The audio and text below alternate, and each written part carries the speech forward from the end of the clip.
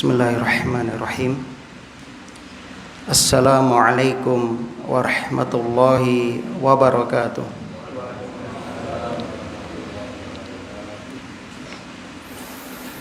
Innal hamdalillah nahmaduhu wa nasta'inuhu wa nastaghfiruh wa na'udzu billahi min syururi anfusina wa sayyiati a'malina. May yahdihillahu fala mudhillalah wa may yudlil fala hadiyalah. Asyhadu an la ilaha illallah wahdahu la syarikalah wa asyhadu anna Muhammadan abduhu wa rasuluh. Qala Allahu ta'ala fil Qur'an, a'udzu billahi minasyaitonir rajim. Ya ayyuhalladzina amanu taqullaha haqqa tuqatih wa la tamutunna illa wa antum muslimun. Amma ba'd. Innal hamdalillah, sesungguhnya segala puji hanya milik Allah. Nahmaduhu wa nasta'inuhu wa nastaghfiruh. Kita memujinya, kita meminta pertolongan kepadanya, dan kita memohon ampun kepadanya. Wa na'udzubillah min syururi anfusina, dan kita berlindung dari keburukan diri-diri kita. Wa sayyiati a'malina, dan kita juga berlindung dari keburukan amalan-amalan kita. May yahdihillah, barang siapa yang mendapatkan petunjuk dari Allah, fala mudhillalah, maka tidak ada yang bisa menyesatkannya. Wa may yudlil fala hadiyalah, dan barang siapa yang disesatkan oleh Allah, maka tidak ada yang bisa memberikan petunjuk kepadanya. Asyhadu an la ilaha illallah wahdahu la syarikalah. Aku bersaksi bahwasanya tidak ada Tuhan yang berhak disembah dengan benar kecuali Allah, yang tidak ada sekutu baginya.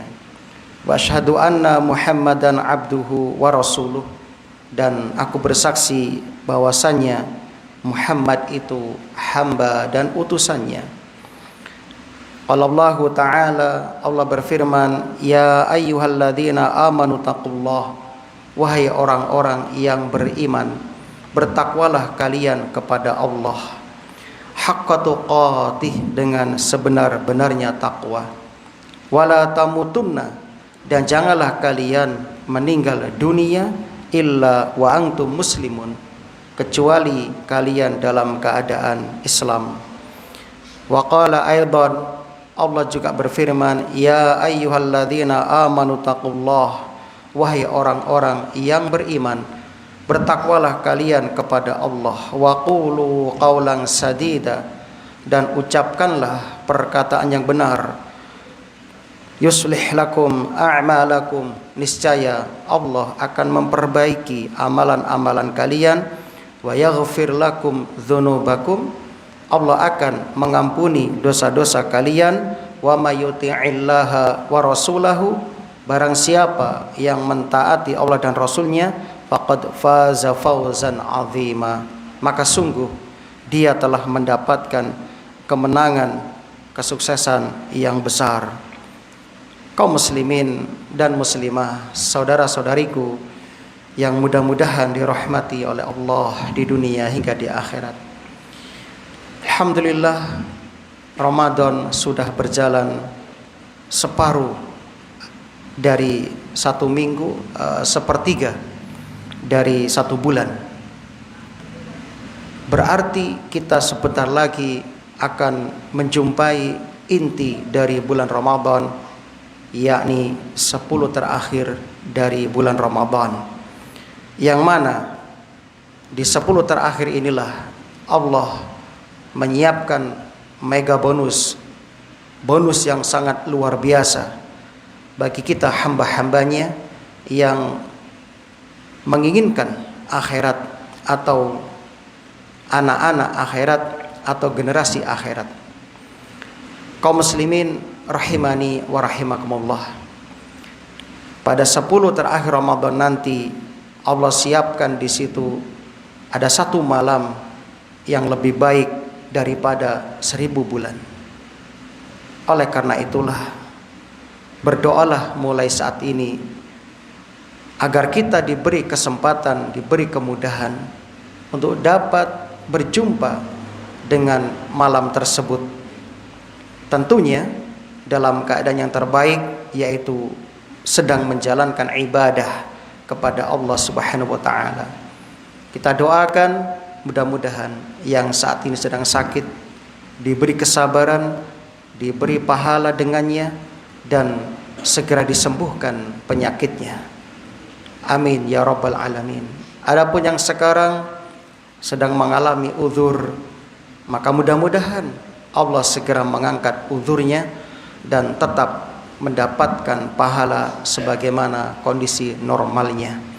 Allahumma inna nas'aluka ilman nafi'an wa rizqan thayyiban wa amalan mutaqabbalan. Salawat ma'assalam mudah-mudahan senantiasa tercurah limpahkan kepada Nabi kita Muhammad sallallahu alaihi wasallam, kepada keluarga dan juga para sahabatnya radhiyallahu anhum ajma'in. Alhamdulillah, bagaimana kabar jamaah sekalian? Sehat sedaya nggih? Alhamdulillah. Sabtu ini kita akan mengkaji lanjutan dari a'malul qulub, amalan-amalan hati. Yang kita bahas adalah tentang takwa. Sebagaimana yang sudah kita sepakati di awal, untuk kajian kita itu spesial. Kita akan mengkaji hingga syuruk, hingga terbit matahari. Kemudian kita lanjutkan dengan sholat sunnah syuruk atau sholat sunnah awal duha, yang pahalanya seperti ibadah haji dan umrah, sempurna, sempurna, dan sempurna. Dan kita juga buat kesepakatan yang ada uzur, ada ikatan dinas, nanti bisa meninggalkan tempat terlebih dahulu. Kaum muslimin yang berbahagia, tujuan teragung dari ibadah puasa Ramadan yang kita laksanakan detik ini agar kita meraih derajat takwa. Kemudian kedudukan takwa itu sendiri, Masya Allah, menempati kedudukan yang istimewa di dalam syariat Islam. Bahkan takwa ini menjadi perintah dan wasiat dari masa ke masa para nabi dan rasul sallallahu alaihi wasallam. Mulai dari Nabi Adam hingga Nabi kita Muhammad sallallahu alaihi wasallam, semuanya berwasiat tentang takwa kepada umatnya. A'udzubillahi minasyaitonirrajim. Allah berfirman dalam surah An-Nisa ayat 131. Walaqad waswainal ladzina utul kitaba min qablikum wa iyyakum anittaqullah. Dan sungguh kami telah wasiatkan, kami telah wajibkan kepada ahli kitab dan juga umat sebelum kalian, wa iyyakum, hendaklah kalian anittaqullah, menetapi ketakwaan kepada Allah Subhanahu wa taala. Bahkan dalam khutbah-khutbahnya Rasulullah sallallahu alaihi wasallam selalu menyertakan takwa. Beliau membawakan surat Ali Imran, ya ayyuhalladzina amanu taqullaha haqqa tuqatih wa la tamutunna illa wa antum muslimun.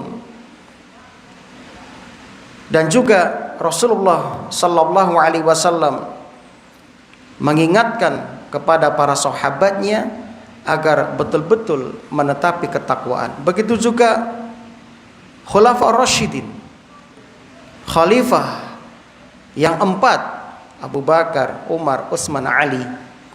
Bahkan Abu Bakar ketika pertama dilantik menjadi khalifah, beliau berkhutbah, khatabana Abu Bakrin As-Siddiq radhiyallahu anhu fahamidallah. Beliau awali dengan memuji Allah, innal hamdalillah, dan seterusnya. Wa asna alaih, Allah juga menyanjung Allah.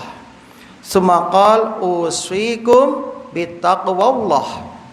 Aku wasiatkan kepada kalian, hendaklah kalian bertakwa kepada Allah Subhanahu wa taala. Begitu juga sahabat Abu Bakar ketika hendak melepaskan pasukan menuju Syam, Romawi, beliau berpesan kepada panglima perangnya. Ada beberapa panglima yang diangkat. Ada Yazid bin Abi Sufyan, ada Amr bin Al-As, ada Syurahbil bin Hasanah, ada Sa'id bin Musayyib menceritakan, lamma raqibu masya Abu Bakrin ma'a umara junudahu yuwaddi'ahum. Ketika pasukan sudah disiapkan, Abu Bakar melakukan inspeksi.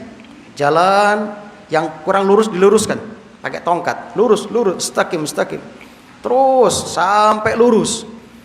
Ya. Kemudian setelah pasukan sudah siap, ready, Abu Bakar menyampaikan khutbahnya. Ternyata yang pertama diingatkan kepada pasukannya, hendaklah mereka bertakwa kepada Allah Subhanahu wa taala. Begitu juga sahabat Ali bin Abi Thalib dan sahabat-sahabat yang lain, ketika mereka melepaskan pasukannya, mereka berwasiat agar menetapi ketakwaan kepada Allah Subhanahu wa taala. Kaum muslimin jamaah salat subuh yang berbahagia. Begitu juga kami wasiatkan kepada diri kami, keluarga kami dan juga para jamaah. Bertakwalah kepada Allah Subhanahu wa taala. Ketika berangkat kerja, maka ingat-ingat wasiat Rasul sallallahu alaihi wasallam, bertakwalah kepada Allah Subhanahu wa taala. Bahkan doa ketika safar, ketika berangkat ke tempat kerja itu mengandung doa takwa. Nanti akan kita sebutkan doanya. Naam. Kemudian kaum muslimin rahimani wa rahimakumullah. Orang-orang yang bertakwa, mereka adalah wali-wali Allah. Jadi inna ahlat taqwa hum awliya Allah fil haqiqah. Jadi orang bertakwa itu dialah wali Allah yang sesungguhnya. Walaysa haula'il ladzina yamshuna 'alal bahri wa yatiruna fil hawa. Sebab hakikat walinya Allah itu bukan orang yang bisa berjalan di atas laut atau di atas air, bukan orang yang bisa terbang di udara, bukan. Tapi hakikat wali Allah disebutkan dalam surah Yunus ayat 62 hingga 63. Ala inna awliya Allahi la khaufun alaihim wa lahum yahzanun. Ketahuilah, sesungguhnya wali-wali Allah itu adalah la khaufun alaihim walahum yahzanun. Orang-orang yang tidak akan merasakan khawatir dan takut pada diri mereka, walahum yahzanun, dan juga tidak bersedih. Alladzina amanu wa kanu yattaqun. Mereka adalah orang-orang yang beriman dan bertakwa kepada Allah Subhanahu wa taala. Itulah wali Allah. Berarti setiap jamaah, siapapun mereka, berkesempatan untuk mendapatkan derajat wali.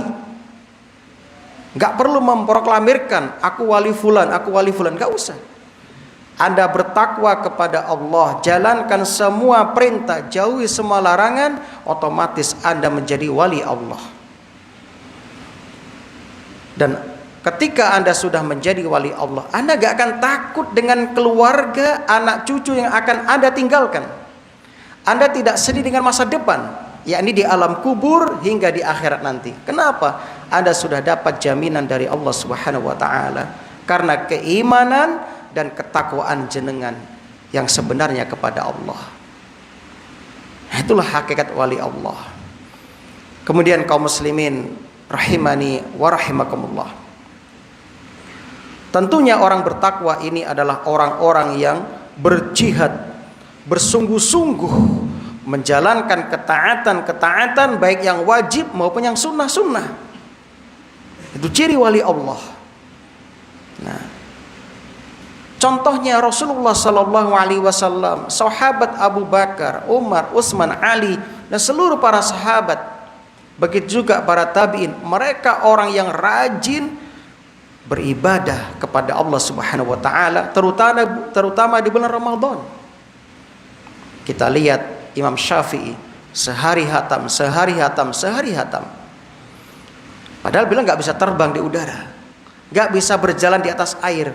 Bahkan beliaulah yang dengan tegas dalam kitabnya menyatakan, barang siapa melihat ada orang bisa berjalan di atas air, bisa terbang di udara, maka jangan tertipu dengannya. Lihatlah bagaimana dia mengamalkan sunnah Rasulullah Sallallahu Alaihi Wasallam. Kalau sesuai dengan sunnah Nabi, itu karomah namanya. Dan karomah nggak bisa diulang, Pak. Karomah cuma bersifat spontanitas dan nggak bisa disengaja karomah. Misalnya karomah itu ada rumah di satu komplek terbakar semua kecuali rumah Anda nggak terbakar, itu dapat karomah dari Allah karena ada orang bertakwa. Tapi coba besok diulangi lagi, ayo besok ada kebakaran lagi, belum tentu. Atau misalnya ada orang naik pesawat, ya, di antara ada orang yang ahli ibadah, dia selamat dari kecelakaan, besok diulangi lagi belum tentu. Itu karomah, jadi nggak bisa didatangkan. Ada orang ditabrak motor depan bulan, das, mencelat, orang popo, besok diulangi belum tentu. Itu namanya karomah, nggak bisa disengaja. Tapi kalau sihir, tergantung setan yang datang. Nah begitu. Jadi kaum muslimin, Rasulullah Sallallahu Alaihi Wasallam dalam hadis qudsi, Allah berfirman, Innallaha qal, Allah berfirman, man ada li waliyan, barang siapa yang memusuhi kekasihku, yakni orang beriman dan bertakwa, ya, faqad adzantuhu bil harbi, aku umumkan perang dengannya. Wa ma taqarraba ilayya 'abdi bi syai'in ahabba ilayya mimma aftaratu alaihi, tidak ada perkara yang aku lebih cintai dari hambaku kecuali dia menjalankan perkara-perkara yang wajib. Wa ma yazalu 'abdi yataqarrabu ilayya bin nawafil hatta uhibbah, dan tidaklah seorang hamba terus-menerus menjalankan amalan-amalan sunnah melainkan dia akan menjadi orang yang paling aku cintai. Menjalankan kewajiban bukti cinta kita kepada Allah. Menjalankan yang sunnah itu bonus dari Allah, kita akan mendapatkan kecintaan Allah. Kalau Allah sudah cinta sama kita, apapun yang kita minta akan dikasih oleh Allah Subhanahu wa taala. Nah, maka kaum muslimin yang berbahagia, itulah hakikat wali Allah Subhanahu wa ta'ala, yaitu orang-orang yang beriman dan orang-orang yang bertakwa kepada Allah Subhanahu wa ta'ala. Disebutkan oleh Imam As-Sa'di, fakullu man kana mu'minan taqiyan, maka setiap orang yang beriman dan bertakwa, kana Allahu ta'ala waliyan, maka dialah wali Allah yang sesungguhnya. Berikutnya kaum muslimin, maratibut taqwa, tingkatan takwa. Takwa itu memiliki 3 tingkatan. Yang pertama, al-martabatul ula, at-tawaqi minal amali alladhi yukhallidu sahibu finnar.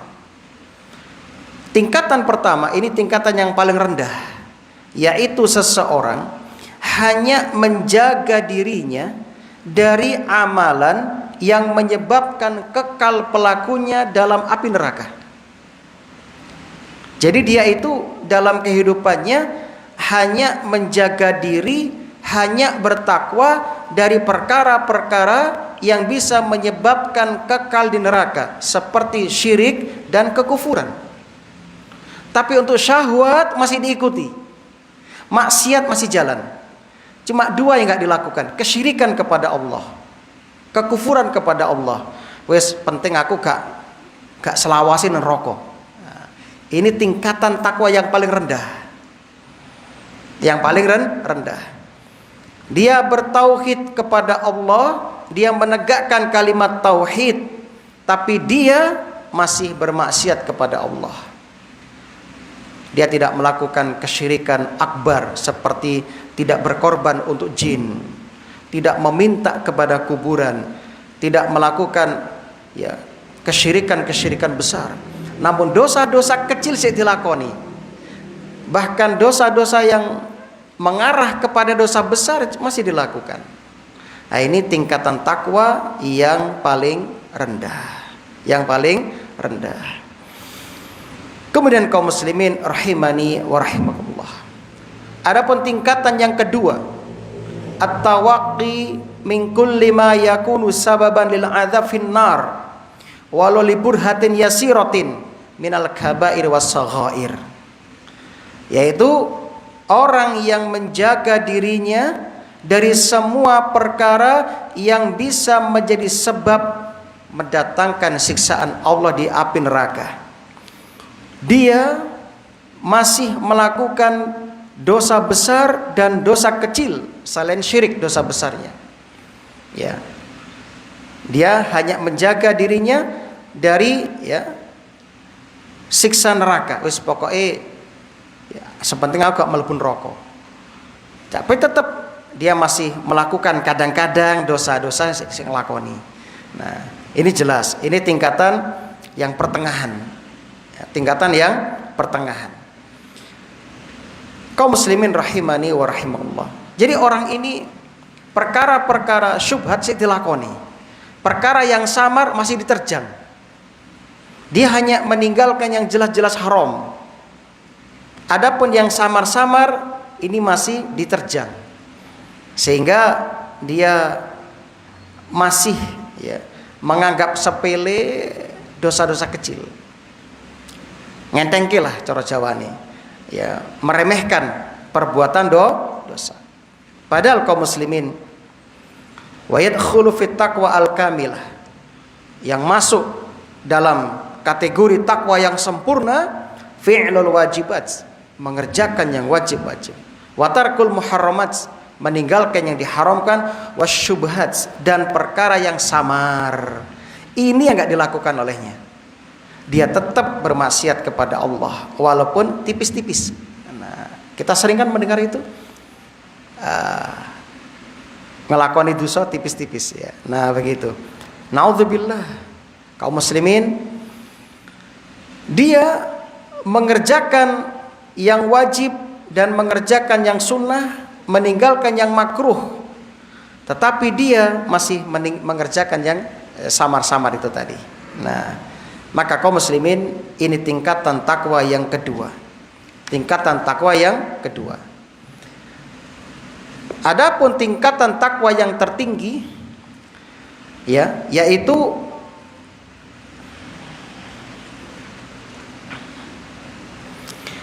ayatanazzaha al-'abdu an ma yashghalu nafsah anillahi ta'ala walau kana minal mubah. Ini dia tingkatan yang sempurna, martabatul kumal. Tingkatan yang sempurna adalah dia menjauhkan diri dari semua perkara yang menyibukkan dirinya dari Allah Subhanahu wa taala walaupun itu mubah. Jadi perkara mubah dia jauhi sejauh-jauhnya, karena perkara tersebut kalau dilakukan itu bisa menyebabkan hatinya lalai dari mengingat Allah Subhanahu wa taala. Masya Allah. Ini tingkatan yang paling tinggi kaum muslimin. Jangankan perkara yang makruh, yang dibenci, yang mubah saja dia berusaha untuk selektif. Dia selalu berpikir, ini kalau saya lakukan nanti saya bisa rugi. Kenapa? Saya bisa kehilangan kesempatan berzikir kepada Allah. Saya bisa kehilangan kesempatan beramal soleh yang lainnya. Jadi terus bertanya pada dirinya, ini Allah ridho enggak kalau saya lakukan? Ini Allah seneng enggak kalau saya lakukan ini? Kan begitu. Ya.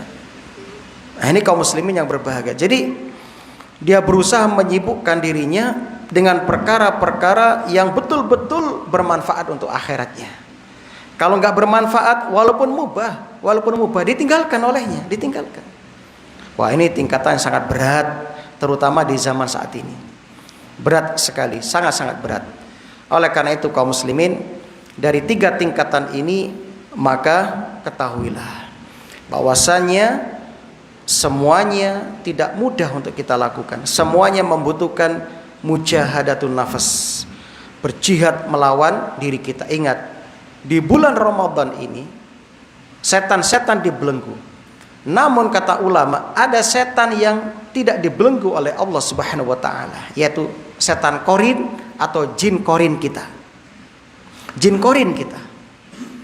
Kan setiap kita ada jinnya, ada setannya, yang disebut dengan korin. Korin itu teman dekat, yang nggak bisa dipisahkan. Jadi kita selalu disertai dengan jin korin. Nah, ketika Ramadan tiba, setan-setan yang ada di luar semuanya dibelenggu, diikat. Pergerakannya tidak bebas. Tapi jin korin kata ulama ini gak diikat. Makanya kita saksikan ketika Ramadan masih banyak orang-orang yang melakukan maksiat-maksiat. Kenapa? Karena dia tidak mampu melawan jin korinnya. Kenapa gak mampu? Karena di luar Ramadan jin korin yang ada pada dirinya selalu diberi nutrisi dengan kemaksiatan dan kemaksiatan. Padahal kita tahu dalam diri kita ada dua. Yang pertama malaikat hafadh, malaikat penjaga. Yang kedua jin korin. Dan kita tahu, ya, kita sering merasakan dua bisikan ini. Ayo ngelakoni kebaikan. Yang satu, ojo.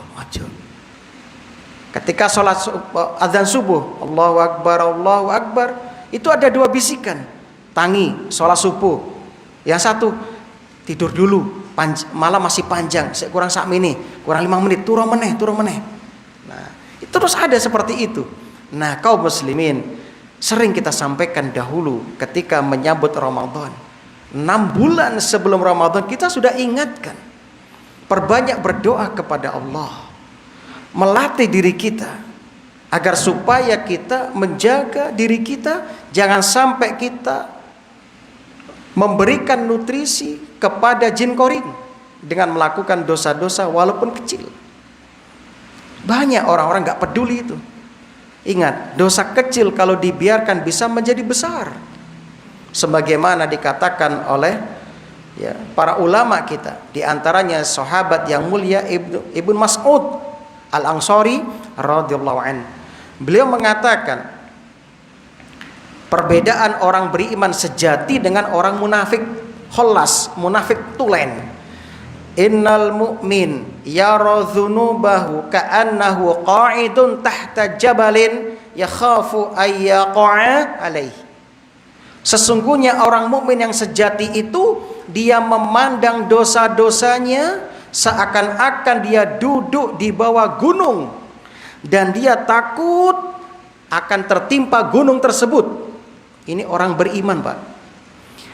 Wa innal fajira, nah sesungguhnya orang yang fajir, ahli maksiat, pelaku dosa, yara dzunubahu kadzubabin marra ala anfih. Dia memandang dosa-dosanya seperti lalat yang lewat di depan hidungnya. Ya. Kemudian dia hempas-hempasan saja, begitu aja, menganggap remeh dosa-dosa kecil. Maka kaum muslimin, hati-hati. Meremehkan dosa itu sendiri adalah kemaksiatan. Bahkan Rasulullah SAW menyebutkan bahayanya dosa kecil. As-saghairu laha khatarun azimun wa kabirun, kata Rasul. Dosa kecil memiliki bahaya yang sangat besar. Apa bahayanya? Disebutkan oleh Rasulullah SAW dalam hadis Ahmad nomor 3818. Rasul menyebutkan perumpamaan dosa kecil. Iyyakum wa muhaqqiratiz dzunub. Hati-hati, jangan sampai kalian merendahkan, menyepelekan dosa-dosa. Fa innahunna yajtami'na 'ala rajul hatta yuhliknahu. Sesungguhnya dosa itu kalau dibiarkan terus-menerus berkumpul pada seseorang, maka dosa itu akan membinasakan orang tersebut. Lalu Rasul membuat perumpamaan. Kamasali qaumin nazalu arda falah. Seperti satu kaum yang singgah di sebuah padang pasir.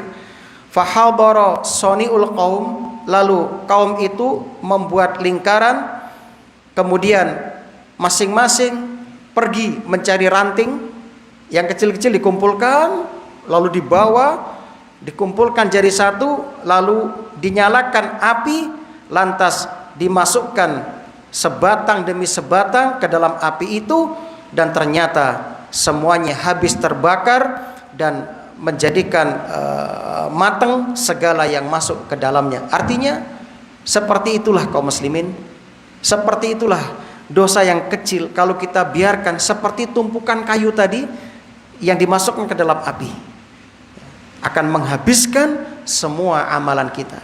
Jangan-jangan kita yang sudah merasa rajin beramal soleh, namun di satu sisi juga rajin bermaksiat, jangan-jangan nanti di hari kiamat kita tidak mendapatkan apa-apa dari kebaikan tersebut. Kenapa? Habis dimakan oleh dosa-dosa kita yang kita anggap kecil waktu di dunia. Maka kaum muslimin, jin korin, kalau kita beri nutrisi dengan maksiat, itu akan lebih dominan, lebih kuat bisikannya dalam hati kita.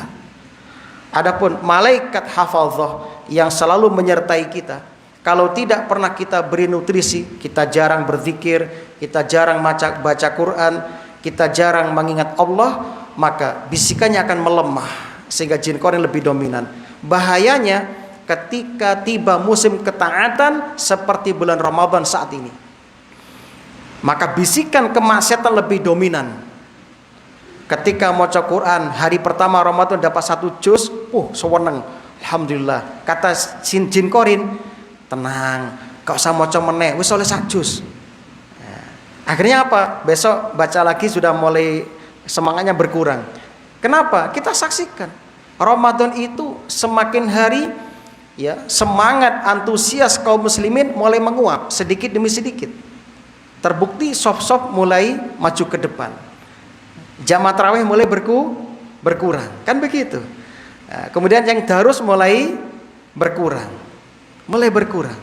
Nah, masya Allah ya. Kemudian majelis-majelis ilmu mulai sepi lagi. Nah, ini sudah terbukti. Tapi kalau kita dari awal sudah kita kondisikan diri kita, jin korin akan lemah bisikannya ketika bulan Ramadan, sehingga yang terjadi adalah bisikan malaikat. Ulama bersyair kaum muslimin, la tahqiranna minadz-dzunubi shaghiratan. Jangan kalian merendahkan dosa walaupun kecil. Inna saghira ghadan ya'udu kabiran. Sesungguhnya dosa kecil itu besok menjadi besar. Inna saghira walau taqadama ahdu indal ilahi musattar tastiron.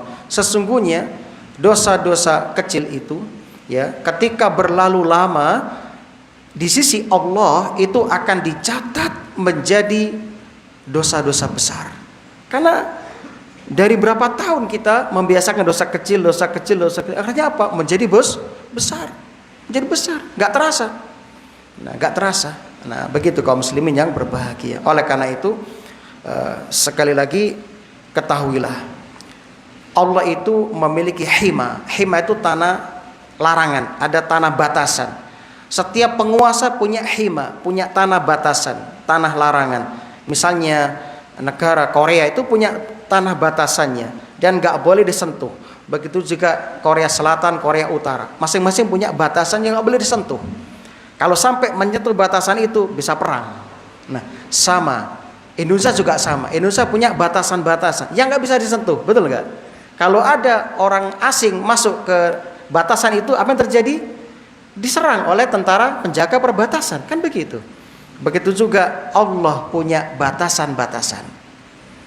Kalau seorang presiden, seorang pemimpin akan marah ketika batasannya dilanggar, maka Allah lebih layak marah ketika batasannya dilanggar. Lalu apa batasan itu? Disebutkan oleh Rasulullah sallallahu alaihi wasallam dalam hadis Al-Bukhari nomor 52, ala wa inna himallah fi ardihi maharimuhu. Ketahuilah, tanah batasan Allah itu adalah perkara-perkara yang Allah haramkan walaupun kecil. Ingat, walaupun kecil. Jadi jangan remehkan dosa kaum muslimin. Jangan remehkan dosa. Kemudian dalam hadis yang lain, wal ma'asi himallah. Maksiat itu adalah batasan Allah. Mata may yarta'a haulal hima yushiku aywaqi'ah. Barang siapa yang mengembala kambing di dekat tanah larangan Allah, di dekat batasan Allah, khawatir nanti masuk ke dalamnya. Karena kita nggak tahu. Karena rumputnya itu banyak di sini. Dari sini pelan-pelan ya, nggak kroso, moro-moro nyedek, akhirnya apa? Masuk. Ini kita khawatirkan. Artinya semua dosa kita jauhi.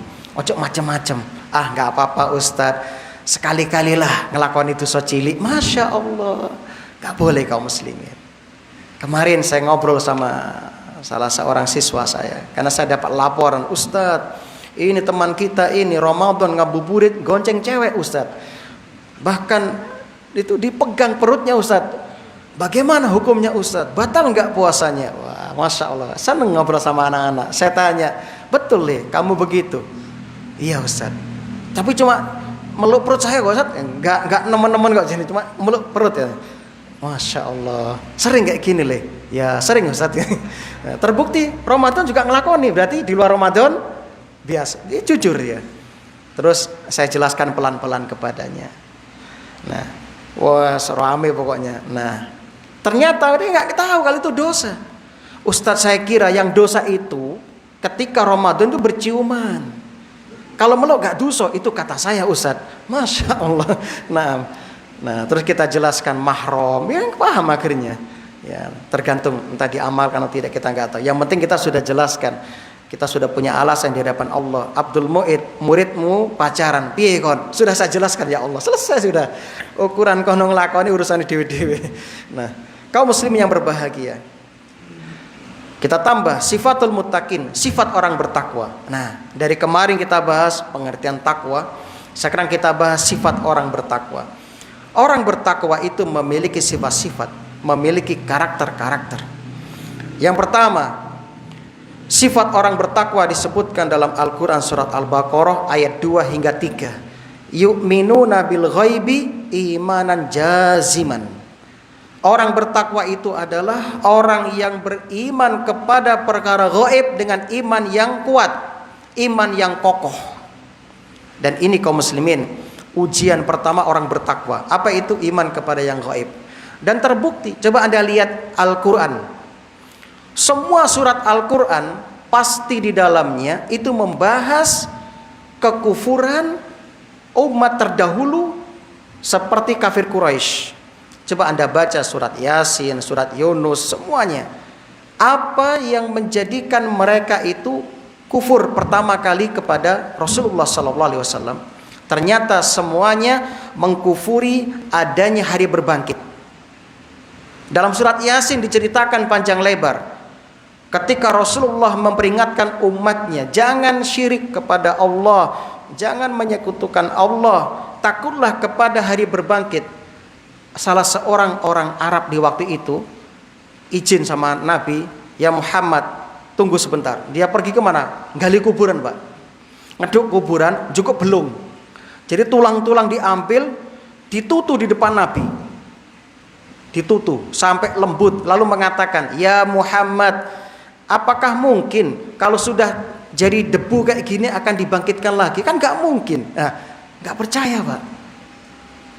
Gak percaya. Mungkin Bapak juga mikir juga kan, betul juga ya. Bagaimana mungkin sudah jadi debu, sudah jadi tanah, kok dibangkitkan lagi? Kan begitu.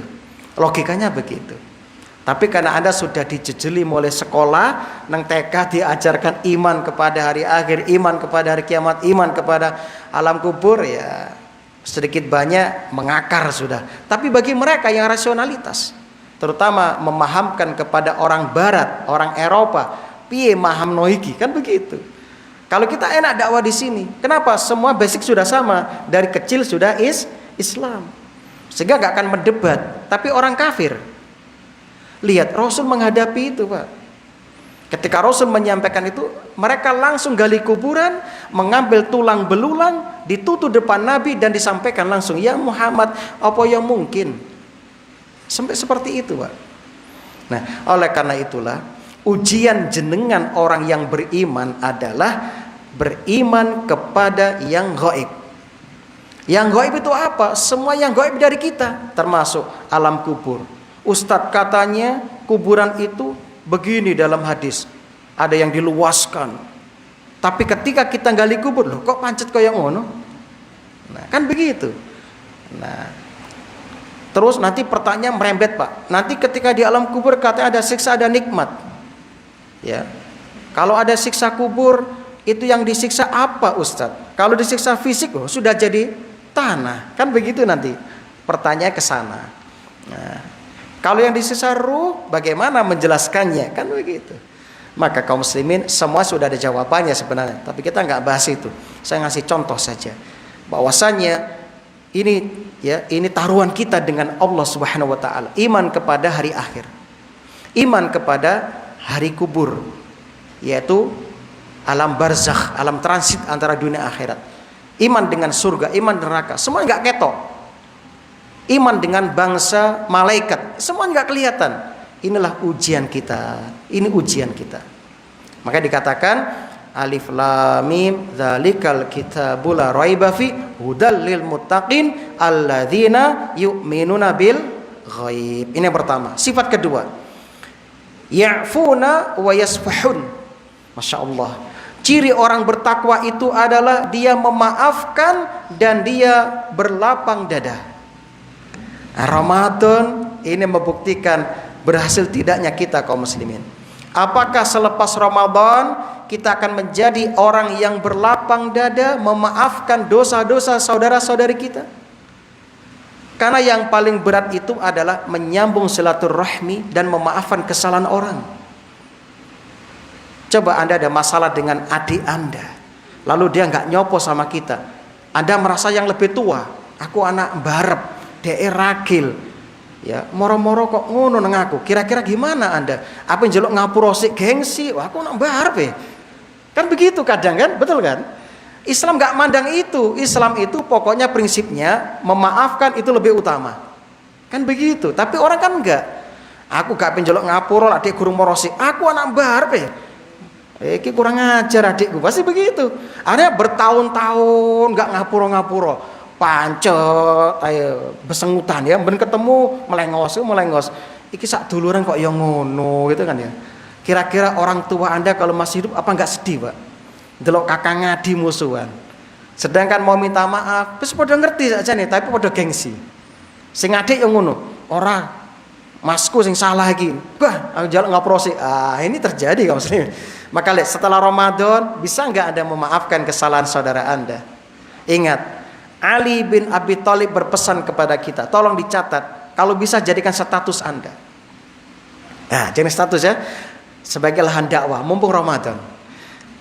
Jangan membenci siapapun, tak peduli seberapa banyak kesalahan yang mereka lakukan terhadapmu. Hiduplah dengan rendah hati, tak peduli seberapa banyak kekayaanmu. Berpikirlah positif, tak peduli seberapa keras kehidupan yang kamu jalani. Berikanlah yang banyak meskipun kamu menerima sedikit.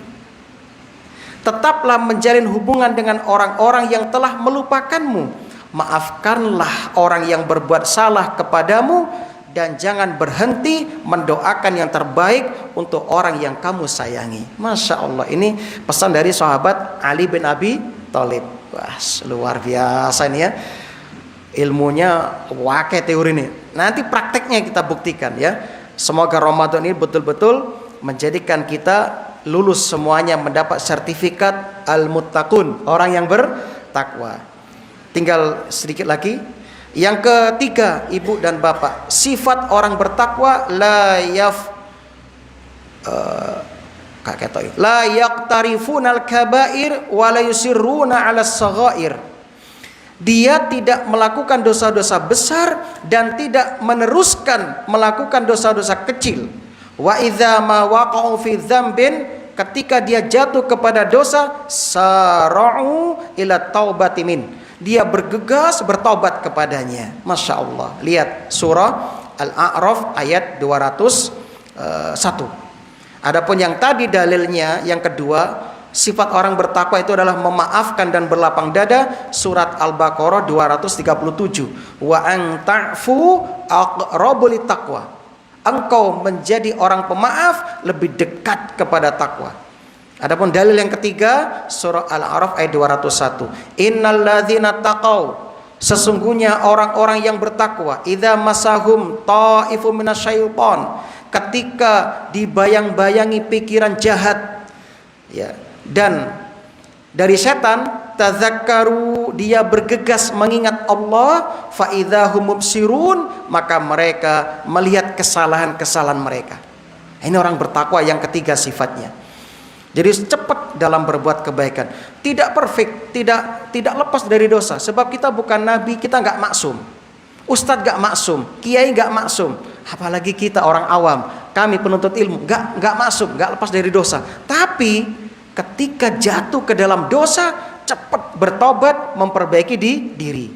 Kemudian sifat yang keempat, yataharrauna sidqa fil aqwal wal a'mal, selalu mengupayakan jujur dalam ucapannya dan perbuatannya. Dalilnya surat Az-Zumar ayat 33. Wallazi jaa bisidqi wa saddaqa bi ulaika humul muttaqun. Orang-orang yang jujur dan membenarkan, merekalah orang-orang yang bertakwa. Yang kelima, yu'azzamuna sya'airallah wa manasikahu. Ciri orang bertakwa itu mengagungkan syiar-syiar agama Allah. Sebutkan dalam surah Al-Hajj ayat 32. Yang keenam. Oh iya, apa maksud dari syiar-syiar Allah?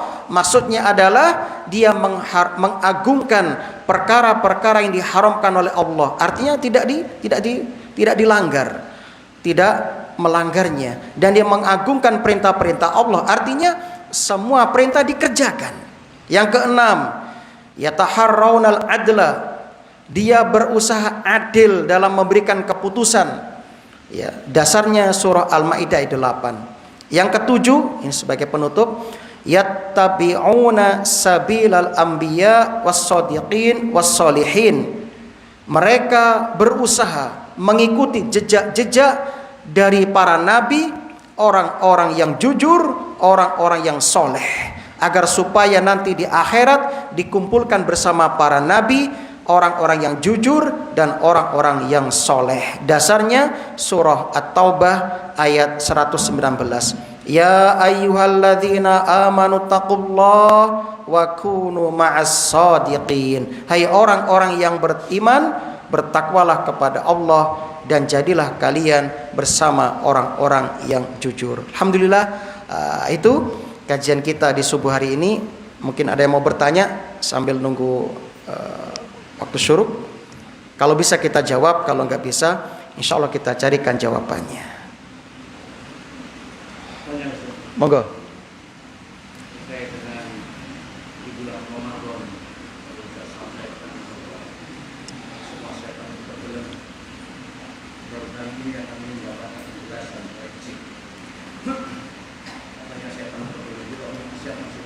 Iya, betul sekali.